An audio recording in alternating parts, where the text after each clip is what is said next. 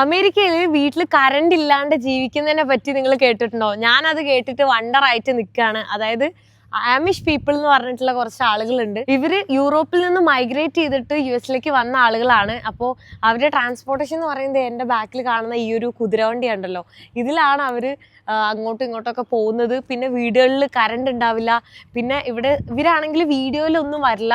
അതായത് ഞാൻ കുറച്ച് ആളുകളെയൊക്കെ കണ്ടപ്പോൾ അവരായിട്ട് സംസാരിക്കാൻ പറ്റും, പക്ഷേ വീഡിയോ ഒന്നും എടുക്കാനോ ഫോട്ടോ എടുക്കാൻ പോലും അവർക്ക് ഇഷ്ടമല്ല. അതുമാത്രമല്ല, അവർ സോഷ്യൽ മീഡിയ ഉപയോഗിക്കുന്നില്ല, ഇൻ്റർനെറ്റ് യൂസ് ചെയ്യുന്നില്ല, ഫോൺ യൂസ് ചെയ്യുന്നില്ല. എന്നാലോചിക്ക്, 2025 അമേരിക്കയാണ്.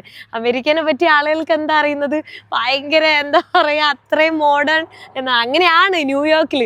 പക്ഷെ ഔട്ടറിൽ ആമിഷ് പീപ്പിൾ ആണെങ്കിലും പല ഗ്രാമങ്ങളിലെ ആൾക്കാരും എന്താ പറയുക, അത്ര സിറ്റി അങ്ങനെയൊന്നുമല്ല, ഫാമിങ് ചെയ്ത് ജീവിക്കുന്ന ആൾക്കാരാണ്. ഇവരാണെങ്കിലും മെയിനായിട്ട് അവരുടെ ഫാമിംഗ് ഒക്കെയാണ്. പിന്നെ ഇവർ 8ാം ക്ലാസ് വരെയാണ് പഠിക്കുന്നത്.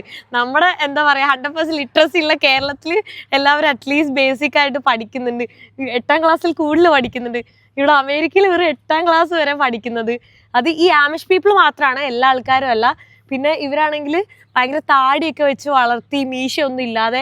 പെൺകുട്ടികളാണെങ്കിൽ ഫുൾ ടൈം തലയിൽ സ്കാർഫ് ഇട്ട് മറിച്ച് അങ്ങനെയുള്ള ആൾക്കാരാണ് കേട്ടോ. ഞാനതൊക്കെ കേട്ടും കണ്ടും വണ്ടറായിട്ട് ഇരിക്കുവാണ്.